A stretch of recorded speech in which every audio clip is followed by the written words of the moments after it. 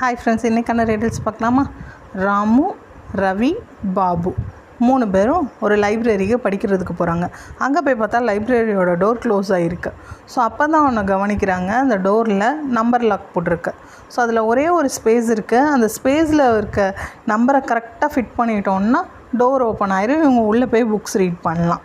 So இவங்க அந்த ஸ்பேஸில் என்ன நம்பர் போட்டால் கரெக்டாக இருக்கும்னு சொல்லிட்டு கண்டுபிடிச்சிருப்பீங்கன்னு நினைக்கிறேன். பாருங்கள், கண்டுபிடிச்சிட்டிங்களா? சரி, பிடிக்காதவங்களுக்கு நானே ஆன்சர் சொல்கிறேன்.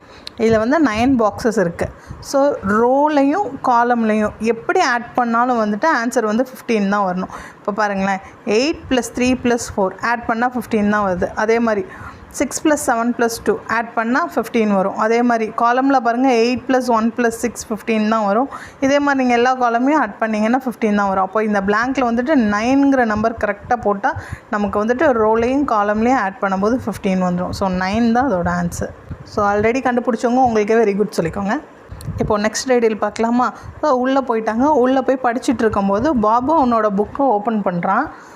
அதில் 2 பேஜை ஆட் பண்ணும்போது அவனுக்கு 21 ஆன்சர் கிடைக்கும். அப்போ அந்த 2 பேஜ் நம்பரை மல்டிப்ளை பண்ணால் அவனுக்கு ஆன்சர் என்ன கிடைக்கும்? ஸோ அந்த பேஜ் நம்பர் என்னன்னு கண்டுபிடிங்க, மல்டிப்ளை பண்ணும்போது ஆன்சர் என்னன்னு கண்டுபிடிங்க. ஸோ இது 10th ஸ்டூடெண்ட்ஸ் கரெக்டாக கண்டுபிடிச்சிருவாங்க. ஏன்னா குவாட்ராட்டிக் ஈக்குவேஷனில் நம்ம ரூட்ஸ் ஃபைண்ட் பண்ணுறதுக்கு இந்த மெத்தட் தான் யூஸ் பண்ணியிருப்போம். Sum of roots product of ரூட்ஸ்ன்னு சொல்லிட்டு டி மெத்தடில். ஸோ தெரிஞ்சவங்க ஆன்சர் பண்ணுங்கள். ஆன்சர் தெரியாதவங்களுக்கு நானே சொல்கிறேன். 10 and 11 இதுதான் அந்த பேஜ் நம்பர். ஏன்னா 10 + 11 ஆட் பண்ணும்போது நமக்கு 21 வந்துடும். 10 × 11 110. இதுதான் ஆன்சர். ஓகே, பாய். பிடிச்சவங்க லைக் பண்ணுங்கள், ஷேர் பண்ணுங்கள், சப்ஸ்கிரைப் பண்ணுங்கள்.